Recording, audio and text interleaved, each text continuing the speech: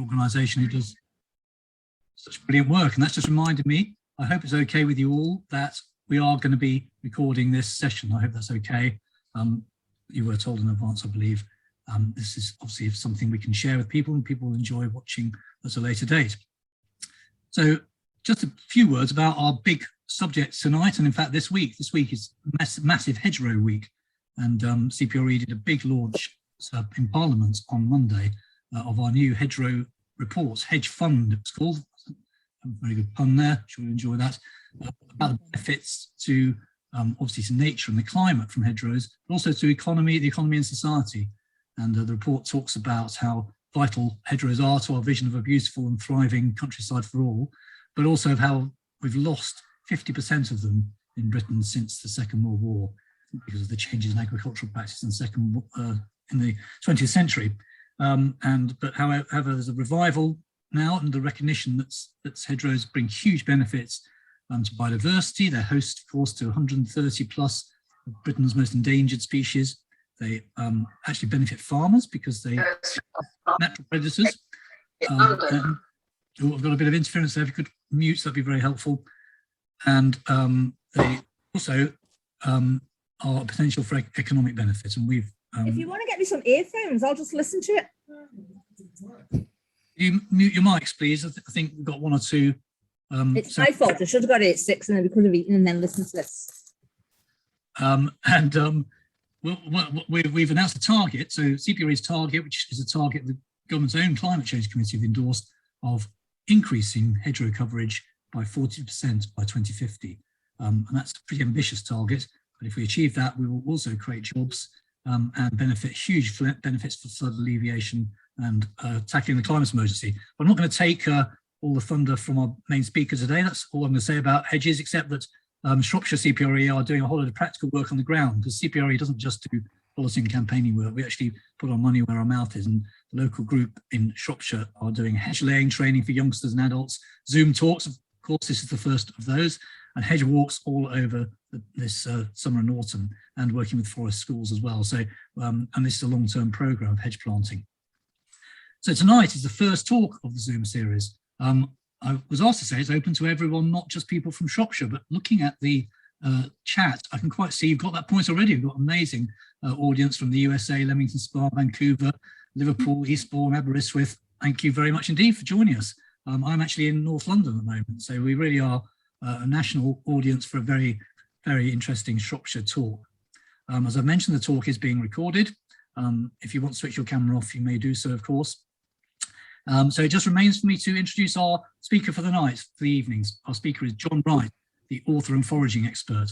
Just a little bit of background information about him, though he can speak for himself, of course, but he's taken a great interest in the natural world, really since he found his first fungus in 1964. He's still very interested in fungi, but he also teaches and writes about foraging. And over the last 30 years, he's taken 1,000 nature and wild food walks, many of them along hedgerows. He's appeared on television in the ecology series and similar programmes, and now he writes books and articles about foraging and natural history, including A Natural History of the Hedgerow. He has 7 books published, with a new book due out in mid-October about the many strange things that people see on their walks, such as plant galls, strip lynchets, dew ponds, slime moulds, and mushroom rings. I'm sure he's going to explain some of that this evening. It's called The Spotter's Guide to Countryside Mysteries. He lives in West Dorset, in a village surrounded by chalk hills. I'm sure he can tell you more about that in his book and his website, of course. So I'd like to hand over now. A very warm welcome to John. Thank you very much for joining us tonight. Over to you. Well, thank you very much, Crispin. It's a great pleasure to be here, and I'm very grateful to have been asked. As Crispin pointed out, my main interest is in the fungi, and basically you could ask me pretty well any question about fungi, and I could answer, or at least make something up that's convincing. But with the hedgerow, everyone's a little bit out of their depth, because there's always something in the hedgerow that they don't know. Everyone has their specialty, be it weevils, fungi, flowering plants, mosses and liverworts, and so on. So no one knows everything. Well, actually, that's not quite true. I should introduce you in a way to a chap who does know everything in my talk. I think I should share screen and get going with the little slideshow I have. which is coming up now. We tried this out and it seemed to work.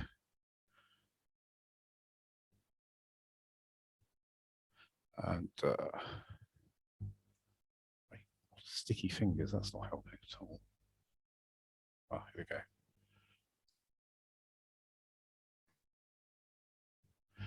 There we go. Can everyone see that? Yep. Okay, I thought we'd start off with really, is that quite clear to everyone? Is it full screen and everything? Oh, I don't think there's anything else I can do here. I thought we'd start off by looking at what we're fighting for, I suppose. There are a few lovely hedgerows in here. This is just up the road from me. I'm in West Dorset, not far from Dorchester, if you know the area at all. And these are some lovely hedgerows, some of them very old. So here we go. This is the hedgerow. And I'm just going to warn you, I wrote this slideshow several years ago when the book was published, and I haven't looked at it since until today.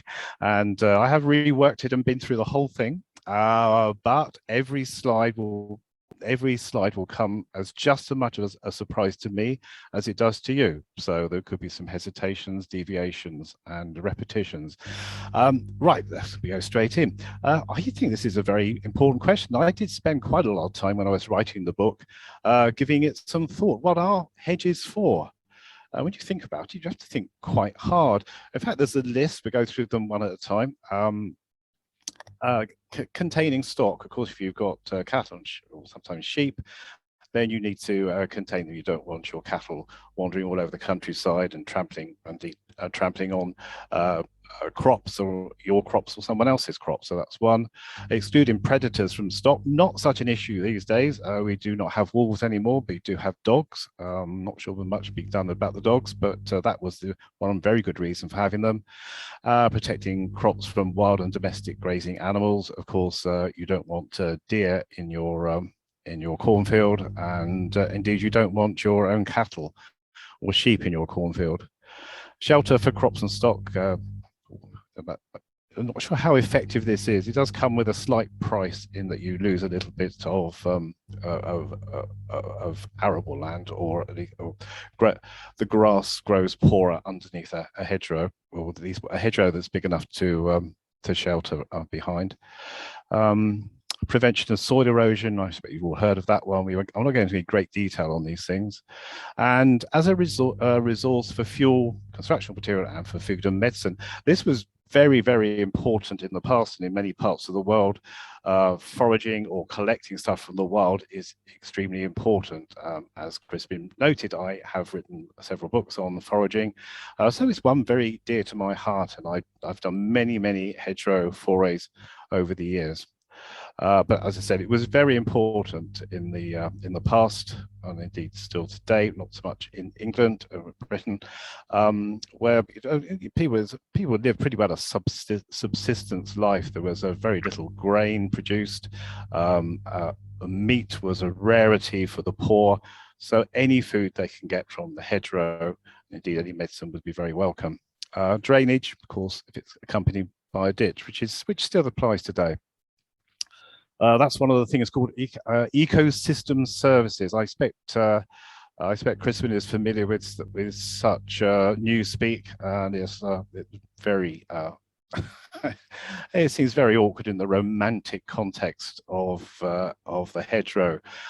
The only other one that sort of struck my eye was to reduce airborne particulate pollution, which I guess is dust. I think perhaps this is the most important one, ownership boundaries. When we moved into this house 22 years ago, there was no boundary in the garden between us and our next door neighbor, because the house had been empty for about 20 years beforehand. That boundary pretty soon went up, and I think farmers feel just the same. If you've got some land, you need a boundary around it at least. Which brings us to the nub of the question. The problem that we have with the loss of hedgerows is, what use are they now? Stock control, all the things, pretty well all the things, perhaps not drainage, perhaps not soil erosion, perhaps not quite so much shelter for animals, although Yes, probably thinking about that shelter for animals as well. It's not so much use as it was with so many animals kept indoors. Really, hedgerows have outlived their usefulness. We have wire, we have barbed wire, we have electric wires to keep stock out temporarily, at least. Really, there is no point in having a hedge, except, of course, public utility is one thing. Public utility, that's another thing that planning authorities like. And if you want to do anything, there's always worth mentioning it is very beneficial to public utility. It's just what things look like. They look lovely. And just to remind us, this is what hedgerows look like at their best. This is a gorgeous place. This is in the Cotswolds. My friend took me up there. That's worth fighting for, I think. No idea what's coming next. Let's see. This really as well, again, we're using silly long words, not that long, but biodiverse habitats, species reservoirs, and to some extent at least distribution corridors where organisms can move from one place to the next. I have my doubts about that, but I'm sure it does happen sometimes. We won't go into details on that now. We come back to the natural history shortly, but we'll just go through a few things about hedgerows. This is sort of a beginner's guide. I suspect there's an awful lot of people listening who are not beginners at all and will find this most tedious, but we'll do it anyway. How long have they existed? When I started writing the hedgerow book, I thought, well, this is going to be easy. Someone will know. It'll be in one of the books. Oliver Rackham will know. Muir will know. They'll all know. They'll all have their history of the hedgerows sort of really sewn up right to the beginning, but it's not the case. And I was rather grasping at straws, reaching for academic papers where someone had found a bit of a twig at the bottom of a ditch that was associated with the Iron Age or the Bronze Age, and the twig was in the shape of a cut. You can see me, a cut stem, and bent over. It had grown as it would in a laid hedge. That's unfortunately, that's about the strongest evidence for ancient. Hi, Phil. Ancient hedgerows that exist, but there are a few other things. I suppose we talk about common sense, really. If you are asarting, which is the primary activity when you wish to cultivate land, you have to get rid of the forests. And if you were I don't think if this makes any sense to anybody, a Vera fan, Vera maintains that the canopy forest that once covered the British Isles is a sort of a figment of our imagination. It's much more patchy than that. But anyway, they would, certainly in wooded areas, if that's all there were, they would have asarted, ASSARTED, which means cutting back the forest, which is not as easy as it sounds. And you'd end up with piles of stuff. As soon as you cut it back, you want to keep the animals out, you want out or in, whatever. And the first thing to come to hand is all the stuff you just cut down. This is the brash left over from the cutting. And this is a dead hedge. This is courtesy of Wikipedia. Thank you very much, Wikipedia and Commons. And these are still used today. And I think anybody can do that. I was thinking about it earlier. I've got a very small garden, but I've got enough rubbish there to form my own dead hedge if I wanted. Okay, and this is not far from me. This is it's called Valley of Stones, and it's not far from Chesil Beach, if anyone knows that. It's not very, very close to the Hardy's Monument on top of a nearby hill. It is called Valley of Stones, and this has been dated. This is a Bronze Age relic field, now just pasture, but it was clearly ploughed. It was clearly cropped at one time. These banks are not quite as substantial as they look. It was taken, as you can see, in winter, but also towards the end of the day, and I got rather a nice low shadow. But these are distinct banks. Banks on their own, they seem to have been built. We can't be sure. Sometimes banks just occur from where the ground is ploughed and it gets turned over to the right or the left, and it can be loosened by rain and start to flow down here. You can effectively, if you just keep one field and then plough the field below it, you'll end up with a bank between the two of them.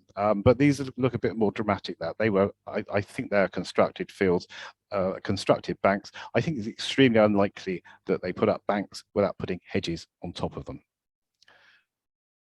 I kept this picture in its original state. This is taken with my drone a few years ago, and I haven't bothered changing the aberrations. Is it spherical aberration, something like that? It's a rather remarkable bit of countryside. This is very close to me at a place called Kingcom Nature Reserve, which is, if you ever come to Dorset, go to Kingcom. It's one of the loveliest places in the world. I think it's got about 45, 50 species of waxcap, just going back to fungi again, of course. Oliver Rackham used to come here, and he was a little bit puzzled by these, but I think the general consensus is these are Iron Age, or late Bronze Age, perhaps early Iron Age. And there are relics of these which have been discovered in the Piddle Valley, not so far away. Highly rectilinear, a planned landscape of hedgerows, and you can see it's planned because the field shapes actually traverse streams and rivers where there is one. They obviously they've got a map and just drew a load of lines on it. So this is an ancient landscape, ancient hedgerows, probably like Iron Age.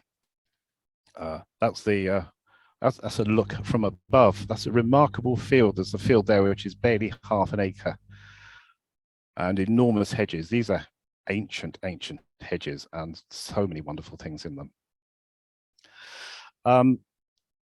We know that hedges were used in the Middle Ages, up until, and still are, and always were in most of Britain, except for the central part. And this is where the open field system was introduced. It was introduced in the late Saxon time, continued by the Normans, really only died out completely in the mid-19th century with enclosure, which we'll come to very shortly. Here's that's just a sort of schematic of one. It's a sort of generalized drawing to help people understand all the bits which are like pajamas. Those are strips of cultivated land called celions. And the critical thing about this was there are no hedgerows at all. If there are any Iron Age hedgerows before the open field system was created, they were removed. So there may have been a previous massive loss of hedgerows in the in the Middle Ages. This is a real one. This is the famous map from Laxton in Nottinghamshire, which still runs the open field system. And here you can see all the cultivation strips, which are parceled out to the various stakeholders, literal sense. There are a few hedges here and there. There's usually a hedge all the way around these estates, but there is no. This is a very, very big area, but there were no field hedges. So much of the middle part of the country, so-called champion country, was devoid of hedgerows for a very, very long time.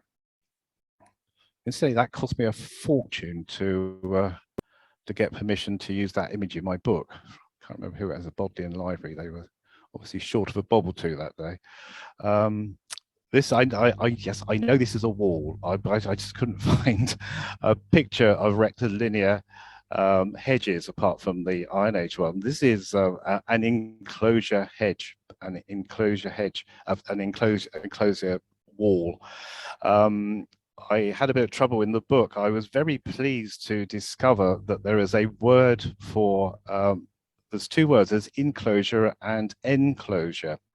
And the book I read was all about the law of ownership, and it went into great detail about the enclosure period. And an enclosure is a physical boundary, like a hedge or a wall, or it could be anything, bank, it could be a ditch. Whereas in an enclosure is the removal of the common law right to possession. So it was a removal of common land, really, and taken into private usage. I thought it was a very nice distinction. I was terribly proud of myself for discovering it, but my editor, who knows all about these things, wouldn't let me have it, even though I begged him. Okay, you can't win them all. But you can see that's very different to what we have certainly around our way, and the ones in the photographs I showed you before, which are in the Cotswolds, very sort of random shapes. These are very rectilinear. The land has been parcelled up between people, and at each time they would parcel up the land that they have fenced off from everybody else to themselves. Actually, they did go rather mad with the hedges. They planted hedges everywhere. When the enclosure period was taking place, certainly later on, and realised they were getting carried away, and these fields getting smaller and smaller and smaller. So there was a second loss of hedgerows in the 19th century, where they made lots of fields bigger than they once were after the initial rush to enclose or enclose. Right, that's that. Types of hedges. I'm told there are 50 different types of hedge laying or hedge management. I have actually performed 2 of them. I decided that the only way to learn these things, and I'm a very practical sort of chap, before I did all this sort of thing professionally, I was a furniture maker. So I thought, how hard can it be? And turns out it can be very hard indeed. Let's have a look, see what's this is a Devon hedge, and I went down to Devon, to the Blackdown Hills, and I laid it, and I was very, very proud of myself. I laid, I don't know if you can you see the mouse? Can you see the mouse if I move it about? Yeah, Crispin's nodding. I laid the bit from here at the bottom to there, to all blasted day, and several elastoplasts. So it wasn't an easy thing. This is Devon hedge. It's actually got a solid square bank. It's not a particularly big Devon hedge, but it's a solid square bank and a double row. Some of them, and there's one, Crispin mentioned River Cottage. There's one at River Cottage, the massive Devon bank there, and you can actually use the central part as a little corridor. And I do take people down there every now and then to see what we can find. So that's Devon hedge. So that's a laid hedge, so it's cut at the base, almost all the way through and laid down, and then you get new growth growing from the side up. Well, did that faster than I thought. And believe it or not, and I'm sure you know this, new shoots will come out the side of, this is hazel, I think, out of the hazel, and form a new hedge. Right. I've got no access to a clock, so I can't see one. So if Crispin or Sarah would like to count me down, you better tell me if I'm talking too much. This is a mid. Thank you. I'm okay. What is it, about 25 past now, something like that? It is, yeah. Yeah, that's a good guess. Okay. Right, I did this bit. I did from there to here, and I went up to, this is Hook Norton, I think, in Oxfordshire, and spent 2 days doing that bit from there to there. And it's a remarkable looking thing, even though I say so myself. I don't take full credit for it. I designed the process. But it's basically, you lay just the same, but instead of laying stuff flat, you lay it at an angle, and we wind it around these hazel poles, I think, or maybe ash poles. No, it's hazel. And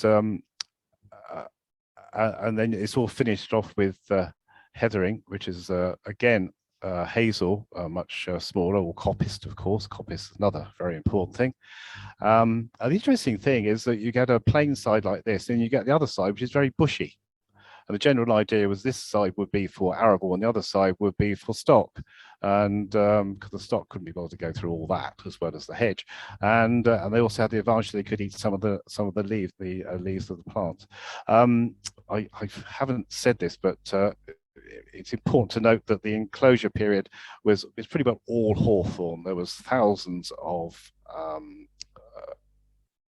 places, what they called nurseries. That's the word. There were thousands of nurseries all over the country producing millions and millions of sapling and seedling hawthorn. Hawthorn really does tick all the boxes for a hedge. Okay, I know the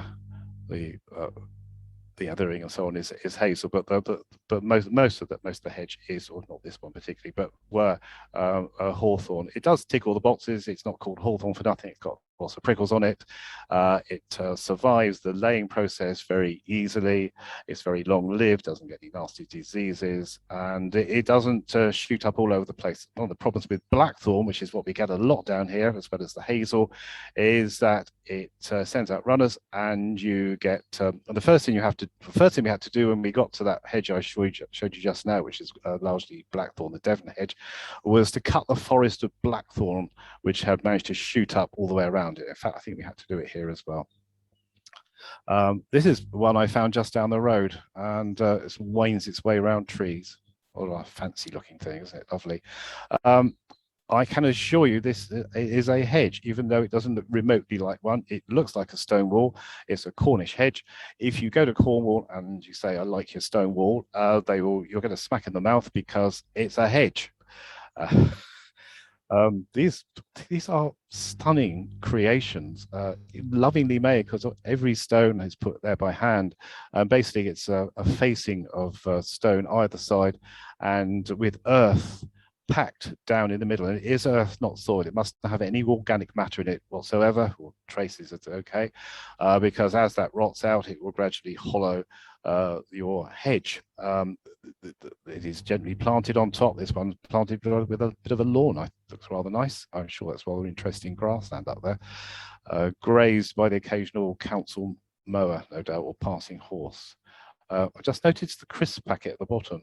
I think that's a later edition. So the crisp packet, you can see it. Yeah, they're remarkable. They're built much the same way as the Devon hedges, except instead of stone, the Devon hedges are made with turfs the size of bricks, not to the sort you put on your lawn. This is what we've got now. This is just up the road from where I laid the hedge in Oxfordshire, Norton, and it is a Hawthorn hedge, absolutely dead straight, with an enormous ditch. This is not it's clearly not been laid. This has been done with a hedge trimmer. It will have interesting things in it. There will be interesting things in the ditch, but it's not a great hedge. It's not a great hedge, and we wouldn't want to lose it. But it's nowhere near as interesting as a hedge could be, should be, and indeed many are. Here's another one. This is just down the road from me. I thought this would be nice. This is even more boring. It's an extremely emaciated hedge. I think this is Hawthorn too. I showed you this one because of that plant there, the green plant. Clearly, this photograph was taken in the winter, but you've got something green here.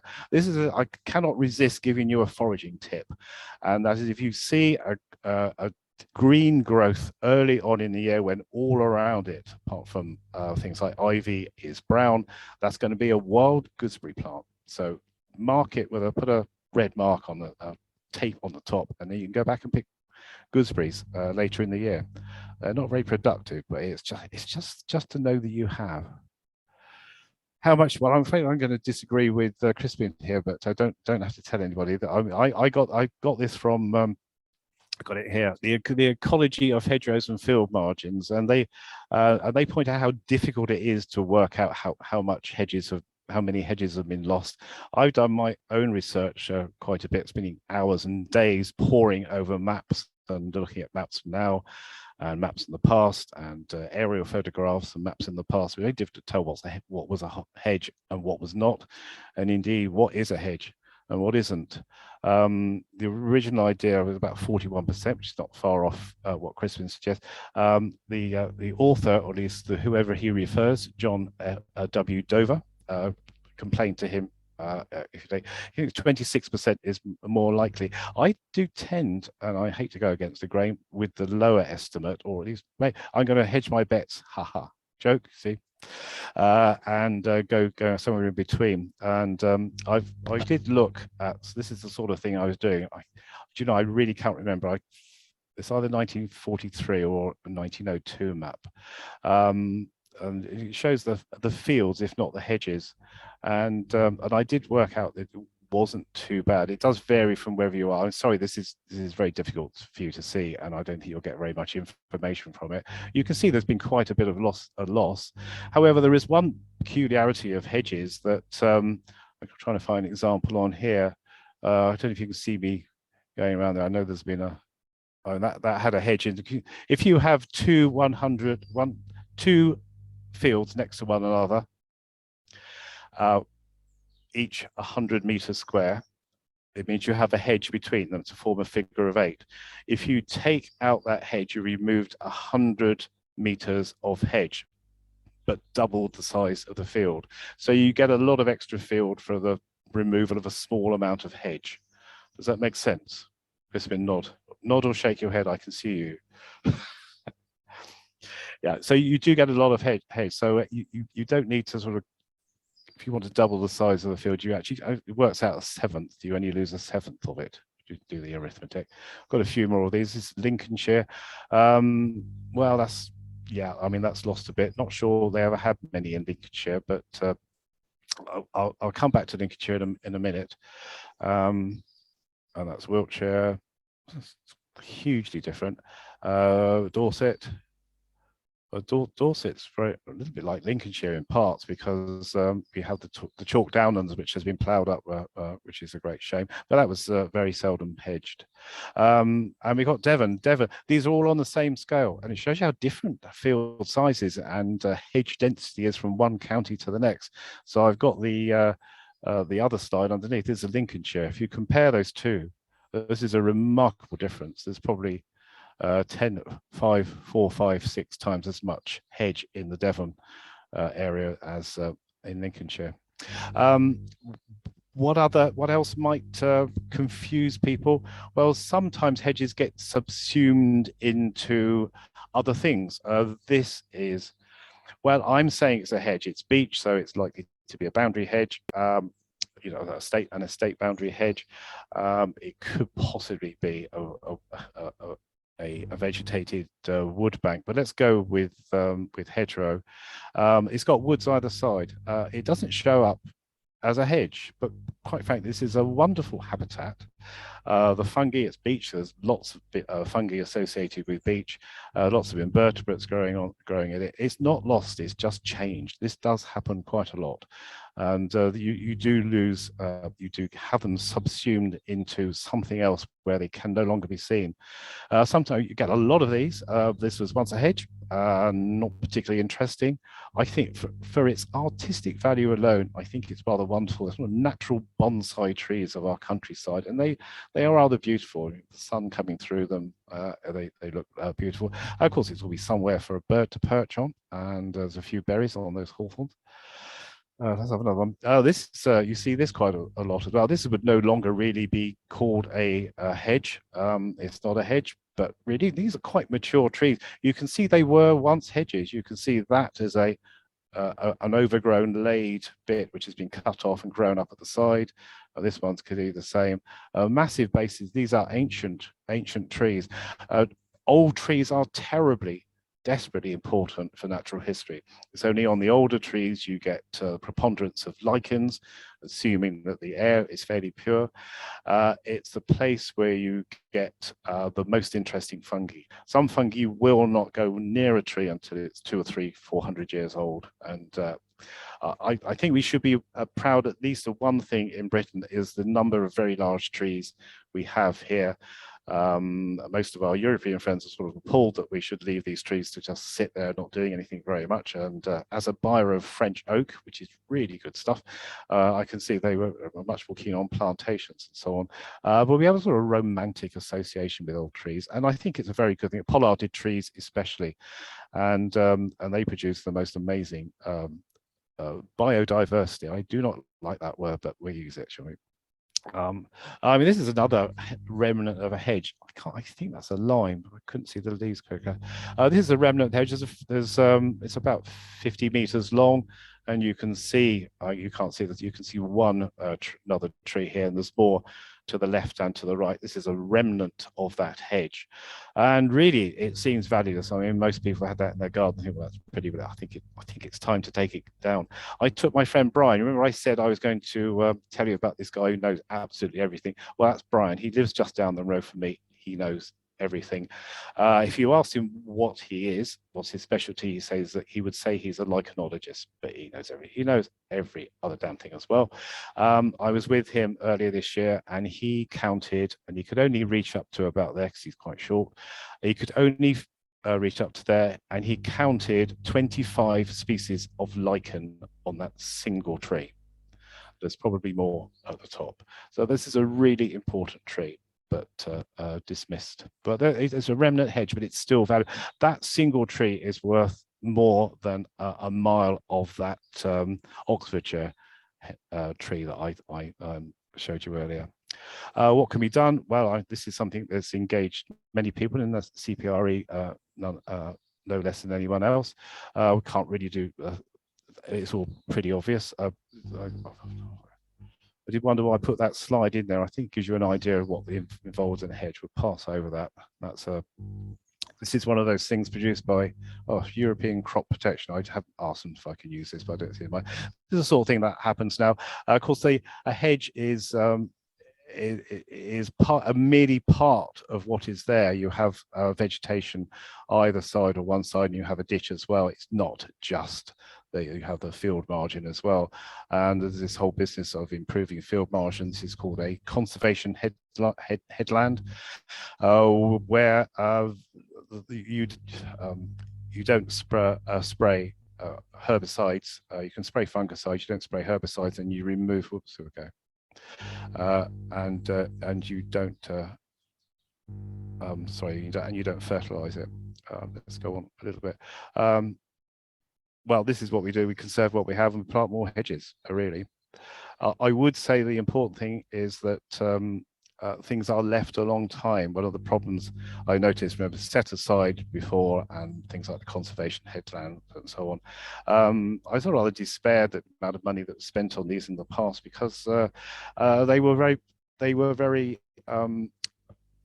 they were there just briefly, ephemeral. They were very ephemeral. It probably takes 500 years to get a decent bit of grassland. It takes 500 years to get a decent bit of woodland. These places were planted up, and sometimes they had some interesting plants if they were seeded properly. Mostly they were turned into weeds, and they were all ploughed up again. And quite a lot of money was spent on that. So I'm on my hobby horse here now. So I shall shut up before I upset anybody. This is where we are getting away from that. A natural history of the hedgerow ? When I wrote the book, I wasn't going to write a natural history. I sent him my proposal, and I said we'll do a bit about what we've seen already, how they're done, how old they are, and the social history and so on of them. But I said there's not much of a natural history, because, well, is there a natural history of the hedgerow? No, there is a natural history in a hedgerow, but there is no natural history of a hedgerow, except in one respect. You don't have the same sort of ecological niches you get on the seashore. You can have multiple zones of the upper shore, the above the tide zone, the intertidal zone, subtidal zone, and further out. It's not really like that. My great contribution to this, it comes in the following. Hedges are all edges. And really, that's why they are important. Edge habitats, and I'm sure there's a lot of great naturalists there who will know this. Edges are wonderful things. That is where so much happens. People say, I've taken on a foray, and they've gone down a hedgerow, and they saw there's a nice wood here. Should we go in here? I said, well, yeah, it's not really the mushroom. If it was mushroom season, then we go in there, we find things. But basically, if you go into a wood, you won't see very much because it's all on the edge. It's all on the wood edge, and indeed hedge edge. I said there's more to a hedge than just the trees, the shrubs and the trees. There's also the other components, the flowering plants at the base, the non-flowering plants, mosses and liverworts and ferns and so on. And of course, there's the nearby field. People do worry about the things that we've lost in our hedgerows, but it tends not to be because the hedgerow is not there anymore, or because it has been damaged. It's what's next to it. It's what's in the field next to it. because some things they will hatch in the hedgerow and they'll go into the field to feed. If the field has been ploughed or changed of use, then it won't work at all. You see, I was surprised to see this. I only found this out today. 35% depend on 3 or more hedge components. It could be a tree, a herbaceous plant, so on, maybe a fungus. Who knows? So what can be found in hedge? This is really to encourage everybody to have a jolly good look at what you see in a hedgerow. People walk far too slowly, far too fast when they go in a hedgerow. This is a nice one. This is Mary's Lane, just up the road in Kingcom. And it's wet, it's particularly dry day, but you have to need your wellies and waders sometimes. But it's a remarkable one. It's got a very good meadow, ladies' mead on there, and there's some pasture on the other side. It's a green lane, and there is so much in this. This is sort of the gold standard for hedgerows. It does help having a green lane, of course. This doesn't look quite so exciting, but I think it really is. This is at this is at Kingcom, and I walked along here just before when I was writing the book with Brian, and he counted, it was this day, so it was out of season, he counted 100 species of plant.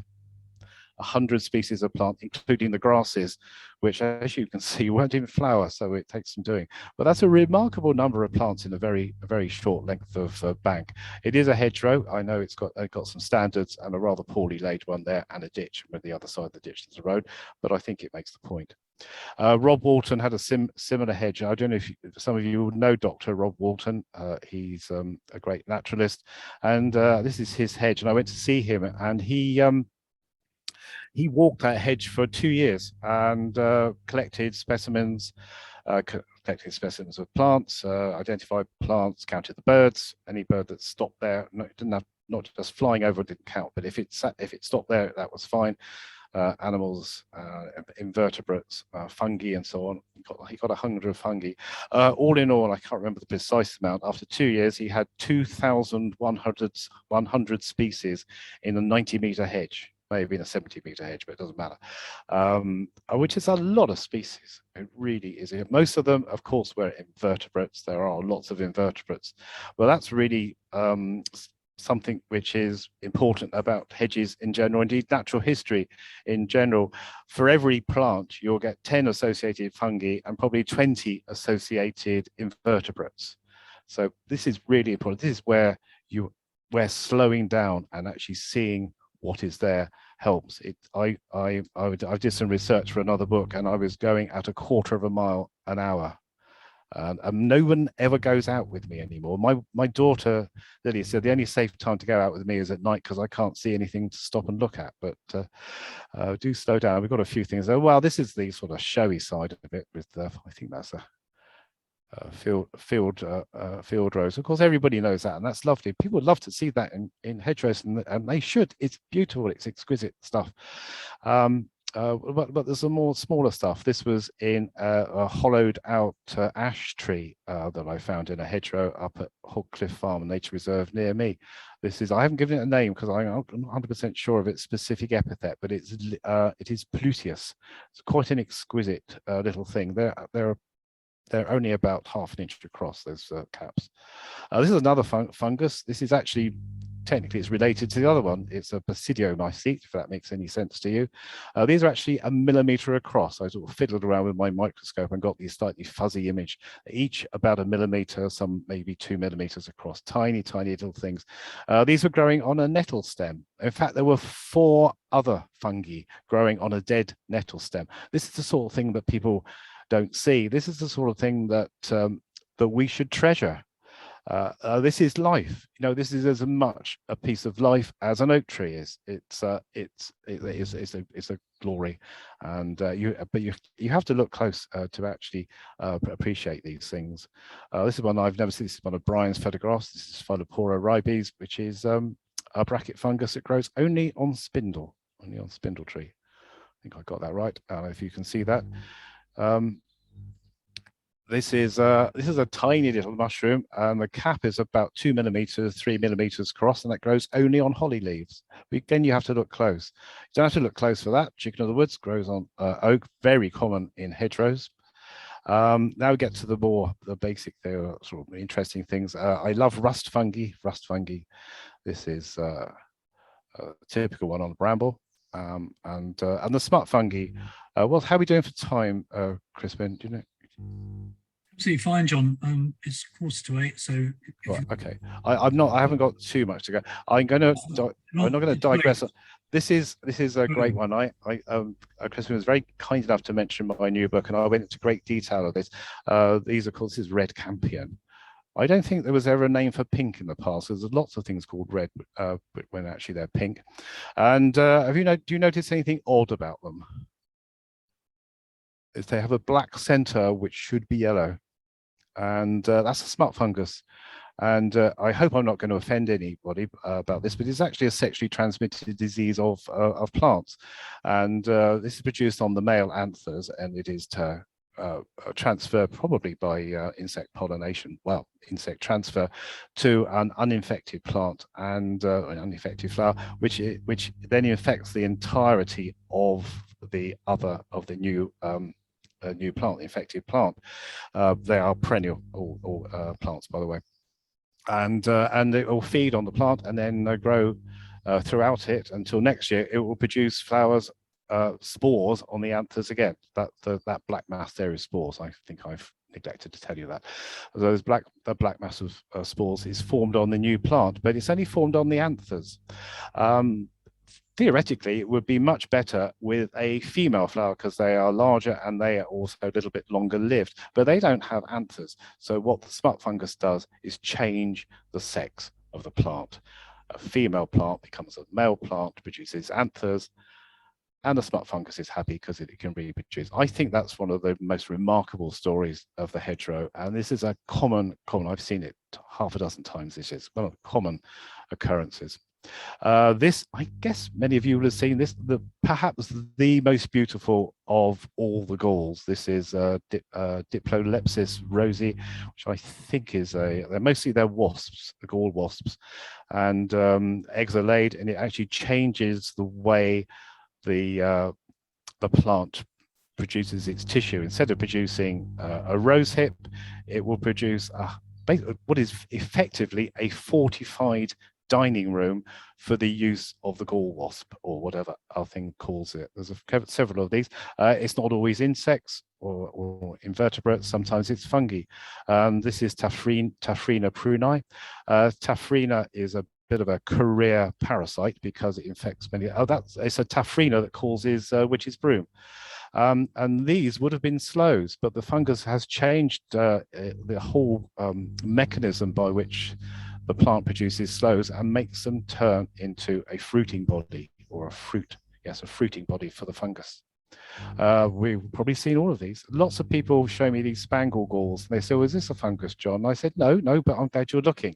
You're looking at something. You're thinking, what is that? And okay, it's not a fungus, it's a gall, but I'm pleased you're thinking. This is the oak hop gall, and there's a very big spongy one, about 2 or 3 inches across sometimes, so that's the oak apple. These are marble. I call that an oak apple, but really it's a marble gall. I think we're nearly there. Look at this tiny thing. This is on Germander Speedwell, and this is a midge gall, and it's the most beautiful little fluffy thing. It's about barely an 4 or 5 millimeters across, but really quite beautiful.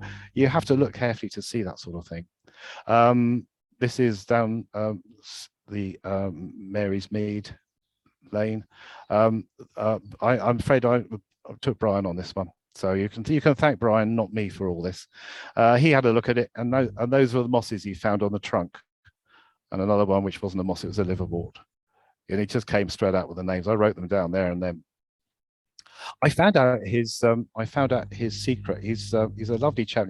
He loves his mother, and he went to see her yesterday. I spoke to him, and but he's never had anything apart from her. He's never had anything to do with women. They're not there to distract him. I have three sisters, a wife. Well, 2 wives actually, and 2 daughters. I blame them for distracting me for the important things in life. I hope no one's offended by that. So this is what he found on another one. There's all the lichens and the mosses and the liverworts on that little bit of ash, just that patch. quite remarkable. One last thing for Brian. This is a rock. I know this is about hedgerows, but the book was about walls as well. I gave him this one. It was growing off a wall down at Purbeck, limestone with something else on it as well. And I thought that's a good one for lichens. Here we go, Brian. And that's the number of the Latin names of lichen he spouted out to me on that walk. Just this is the end. You'll be very pleased to hear. Just to remind you what we're all trying to save. Here we are again. That's a different picture, same sort of place. Those are our hedgerows.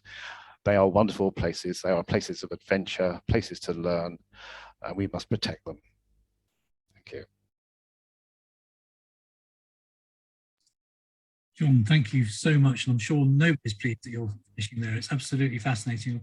I was completely absorbed and could listen for hours. And what you didn't mention is you're a great photographer, or somebody is, because lovely photos. No, it's me. I'm the great photographer, Crispin. Yeah, no, but... Excellent. That mushroom with a long stem and a little... Oh, no, yeah. I turned out you ruined it now. That was Brian's photograph. Kind of hate him, really, don't you? Whoever said foragers weren't fun guys. Anyway, we've got a couple of questions. So now we've got some time for questions, which is great. So I think probably best, because I can't see everybody, if you put them into the chat, and then I can ask you to either I can read them out, or I can ask you to ask your own questions. So and we can see you, which would be nice. So let's go first of all to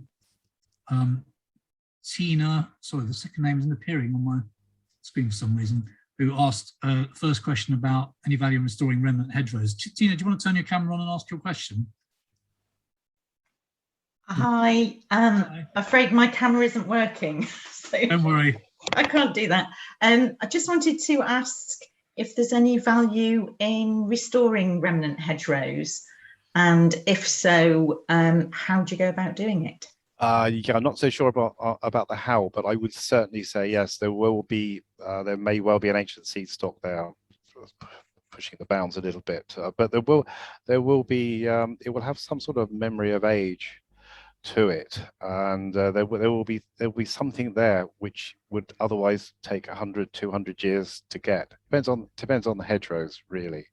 I suppose often you've got a bank there, so you've got a head start, and quite possibly a ditch, and have to do all that digging. I'm sorry, that's not a very helpful answer, but well, I don't know. Yes, do it. Just plant new stuff, but choose. Oh, can I say, if you plant new stuff, make sure you get the right stock. Don't buy. If you want to put Hawthorn in there, then don't get them from the garden centre. Get them from someone who really knows what they're selling. We have so many varieties that are not the native.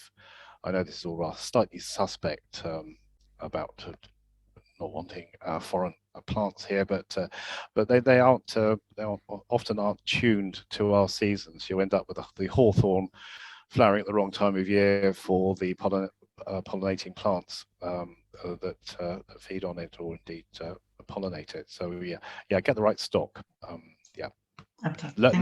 Ideally locally, not, don't go to, if you live in Dorset, don't get it from Northampton, get it from Dorset. Great. Yeah. Thank you. Thank you very much. There's another perspective from David Jane Dijkstra. Sorry if I pronounced that wrong. But she's been interested in hedgerows since reading they're found along the lanes in all 1930s and 1940s English mystery novels. So also places of crime, John. Yes, I've come across, they're not really hedgerows, although they tend to have edges at the top of holloways. I mean, really up to where I've been walking around the drift, that's a sort of holloway, although not very hollow because it's on chalk. But there was lots of stories. I thought it was rather a good one where a couple of robbers stretched a rope across and they unhorsed this poor guy. Yeah, they're dangerous places, hedgerows. There's lots of words I never used in the book, like well, I can't even say it. There's a reason I didn't use it in the book, because I can't say it out now. But there's hedge priests and things, and there's hedge ladies of the night, shall we say, which basically just means country things. Lots of dodgy things happening into hedges. Wow, who'd have thought that? We could have added that to our report on Monday if I'd known that. Well, if you send me a report, Crispin, I can spice it up for you.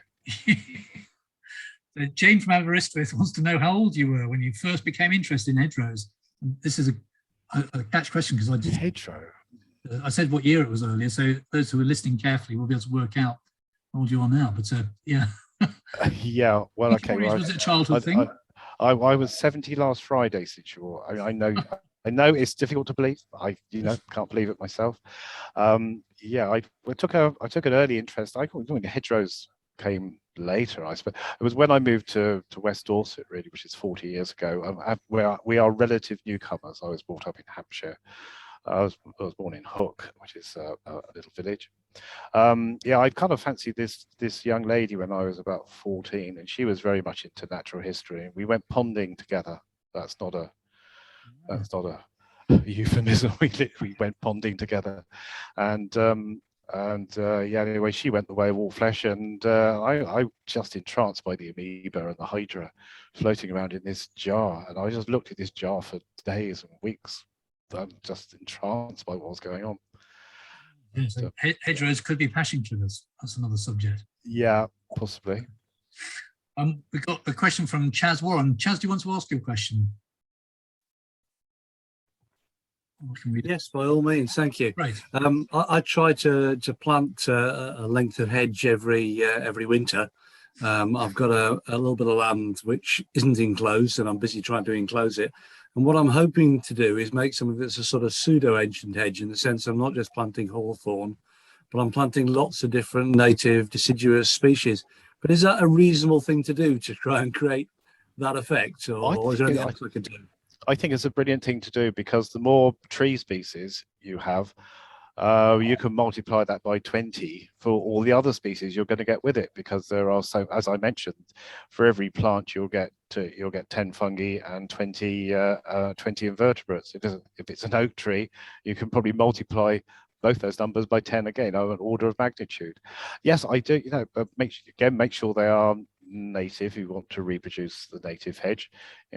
Spindle, blackthorn. Blackthorn is a bit of a devil to control, but yeah, it's been so dogwood, yeah, wayfaring tree, yeah, suitable for the soil. I definitely do it.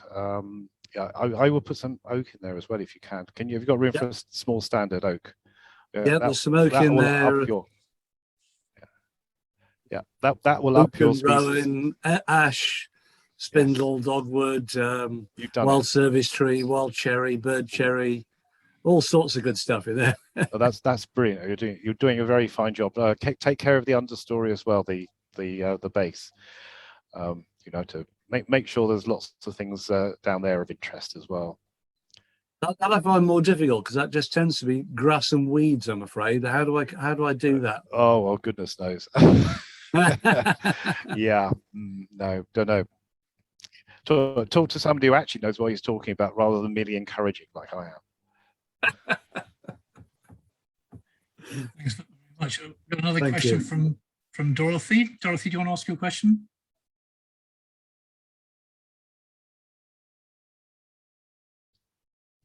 It looks like quite a technical one, so I'm not sure I can. What makes up a hedgerow beside the hedge, a ditch, and I had to do some media work for CPRE on Monday reports, and at 6:20 on Monday morning I had to do a radio interview for Times Radio. And the very first question they asked me, and remember this was 6:20 in the morning, was what's the difference between a hedgerow and a hedge? And I didn't have a clue. Briefing.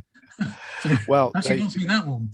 Yeah, I mean, I would have been able to give an answer. It's probably the wrong one, but I've always said, and I mean, I do have an authority to go to, that a hedge is just that. It's a hedge with short and cut, often usually cut back shrubs.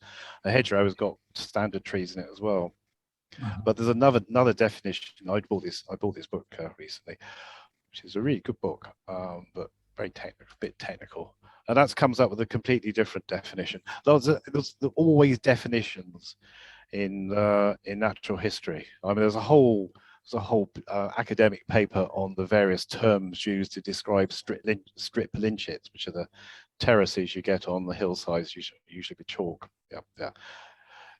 Richard, you just, I hate to be asked a question like that at 6:20 in the morning that I didn't know the answer. It's bad enough being asked questions I don't know the answer to now, and I've got my helper with me. I reckon a hedge was like the privet hedge in my front garden, and hedgerows are what you saw in the countryside, which is not far off what you're saying. I think you get away with that. Yeah. So we've got an entertaining question from Jonathan Skinner. Jonathan, do you want to ask?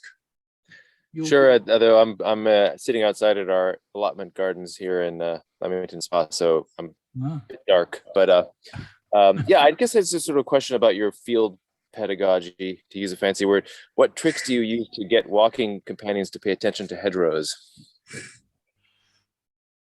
I say, where the hell are you going? Because I do that also. People, we arrive somewhere, and sometimes we go on a coach. We have like a party of half a dozen people. We go on a coach or something, and we'll arrive somewhere, and they're sort of 200 meters away in no time at all. And I say, look, come back. We're already here. We're already here. We're not going anywhere. We are here.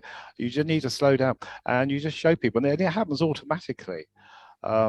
Like as I said, as you have heard, I've taken 1,000 walks out, and of course I take many more with people, friends and so on. And I say, come on, look at this, look at that spangle gall, look at, this flower's twisted, that's infected by so and so. Yeah, believe me, they'll get it very quickly. And one thing I've heard time and time again. Admittedly, these are foraging walks, but my foraging walks are really a trick to get people to look at the countryside. As far as I'm concerned, the food side, is a bonus, but it's ultimately, don't tell anybody, but it's a trick to get them there. And they say, I've heard this probably 100 times, thank you for that, John, a walk will never be the same again. I know I've done it when I hear that. I guess many people say, I take no great credit for it. I just slow people down and point and show them stuff. Anybody can do that. And lead them by their stomachs too. Yeah. Thanks. Thank you. And Usha Gupta wants to know if you run any courses, John. I do. Yeah, I've got a few going on this year, but I think they're basically booked up. Yeah. I'm hoping to do a few more next year. I've had a busy year. Well, we all have difficult years, I know, a year, but yeah, I've got a deadline I'm not going to meet. Book deadline I'm not going to meet. I haven't started this book, and it's due at the end of February. Oh gosh, soon, haven't we? There's a few more questions, I'm afraid. All right. And in fact, that's a good opportunity to plug CPRE Shropshire, actually, because I'm sure CPRE Shropshire are doing quite a lot of work on walks and stuff around hedgerows. So if you're not already a member, please do join up. In fact, everybody, if you're interested in this, you've enjoyed this, and you like the sound of what CPRE does where you live or nationally, you can join online at cpre.org.uk, and I will land the chat later.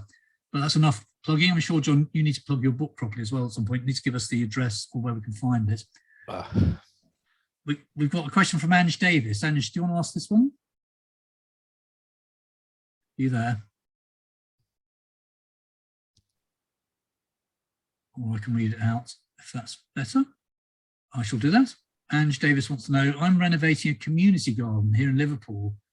14 years ago, a hedgerow was planted by the Wildflower Centre, and land life, there appear a lot of brambles in some parts dominating the hedgerow. Do you have any advice regarding this? Are brambles a pest? I guess is the question. Well, I mean, it's a great plant. It's one of the first plants we know. Every child has or should have been blackberry picking at some time or another. And I expect some of you know there's 365, one for every day of the year, micro species of bramble, which is quite extraordinary. It's not just one species. Yeah, you're just going to have to hack away at it, and it's the devil to get rid of because you have to uproot it. Yes, I mean I have seen many hedges completely subsumed inside a bramble. Yeah, it's got to go. I mean, it's nothing but hard work. You don't want to start using glyphosate on stuff. So, does that make sense? Not all easy in the hedgerow world. Another question from Anna Jones. Anna, do you want to ask your question? Yeah, hi everyone. Hi, John. Yeah, it was a quick question actually, just about folklore. And I only mentioned this because we moved to an old farm here in Pembrokeshire 4 years ago now. And we've been lucky enough to inherit incredible amounts of hedgerow here on the Pembrokeshire stone walls. And when I've sort of got into foraging through lots of your books, actually, John, I fell in love with the elder tree, especially. And we've got the most amazing tree at the bottom of our drive along a hedgerow, and neighbours the same thing. And then I've sort of read into kind of Celtic mythology, and obviously there's a lot to do with the hawthorn and the elder, but you should never cut a hawthorn down and be burnt. And so I see that kind of dominating, as you do for other reasons. But I wondered whether there was anything you've ever come across in your sort of journey with this, that kind of folklore came into it at all. It's not something that you've really looked into. I was just interested. Well, I'd like to think I'm entirely rational, but I am not. I'm frightened of the dark, and I can imagine anything. And then indeed I do imagine terrible things happen, which is just nonsense. I'm sure this is all complete nonsense, but it's quite charming, isn't it? Really. And if I accidentally break a branch on an elder, and they are as you know, they're extremely brittle branches, I always apologise. I do. Why am I talking to a tree? I've been doing this week. I should be hugging them next, won't I? Yeah, but it is wonderful to read these things, and I remember one of my favourites was the shrew ash. This is in one of my other books, The Naming of the Shrew, and it was a general idea that if a shrew ran over a part of you, you become lame. If a shrew grew over you, and the only cure was to be beaten along with certain incantations from the branches of a shrew ash. And the shrew ash, basically, it's an ash tree that had a hole drilled in it, big hole drilled in it, a shrew live shoved in the hole and then plugged up, and a bit more incantation, and that was and then you could use the branches to get rid of it. And you say you could have an imaginary cure for an imaginary disease. It's just remarkable what people will think. But of course, you can't really blame people for their ignorance, because they were ignorant, and they had to come up with explanations for things, and they tried to come up with cures for things as well. Yeah. Also, there are lots of cures in nature, aren't there? Not all of it's wrong, is it? So I had hoped to lay on a detailed and esoteric debate with John about the number or the proportion of hedgerows lost since the Second World War, but I couldn't get the expert in time to have that debate. But, I'm sure it is something between 21% and 50%. And of course, is it England or the UK, or when is a hedgerow not a hedgerow? And I think what you've illustrated beautifully, John, is how hedgerows are very different, even in this small island of ours, how they vary so much between different areas and field sizes and shapes. I mean, that's just fascinating. Not to mention your statistics around the numbers of fungi and other things around every plant, which I've already forgotten what it was, but it's just unbelievable.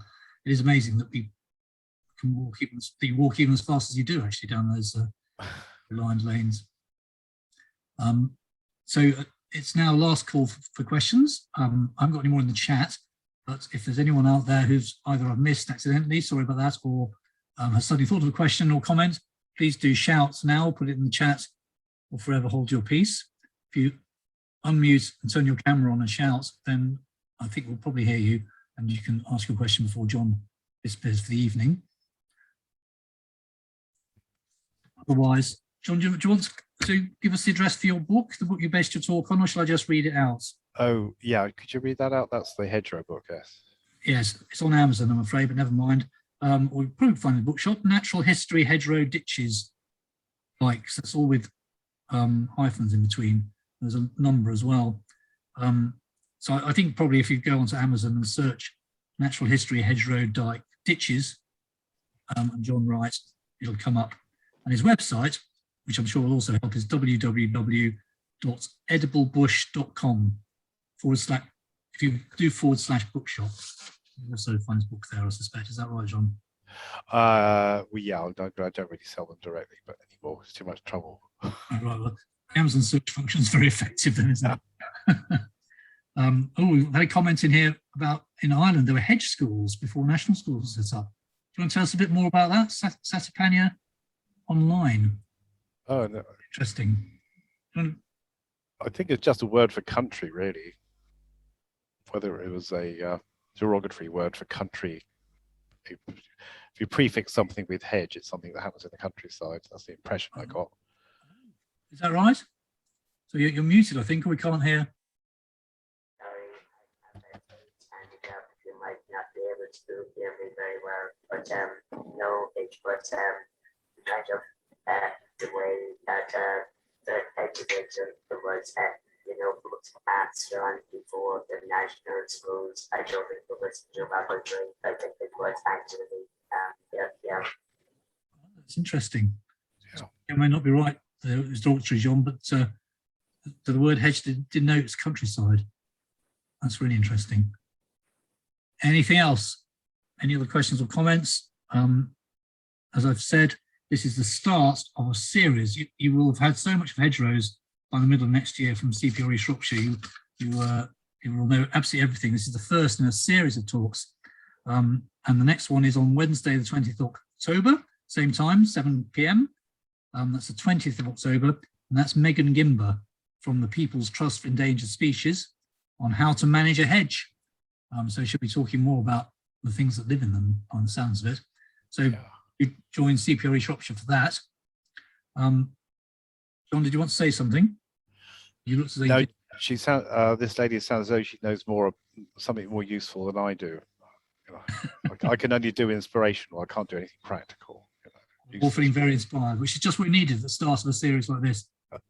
Life after that, you've got more foragers, you've got botanists, you've got my colleague from National CPRE, Emma Marrington, in February. So I shall pre-brief her on the question of what proportion have we lost since World War II, and she can actually give a reason for our answer on that. Then we've got people from the Institute of Name Studies in March, going right through to next April with a woodland ecologist, Nick Marsh. So do join up for those, do sign up for those. Please do, if you've enjoyed this, please do join CPRE and CPRE Shropshire. If you join CPRE, you get 2 for 1. You get the national membership and you can join a local CPRE of your choice. And I'm sure CPRE Shropshire would appreciate it if you chose them. And then you can get more involved. And of course, they are, as I said earlier, doing lots of practical hedge stuff on the ground. So I think it just remains for me to thank our superb speaker, John Wright, for his fascinating talk and presentation.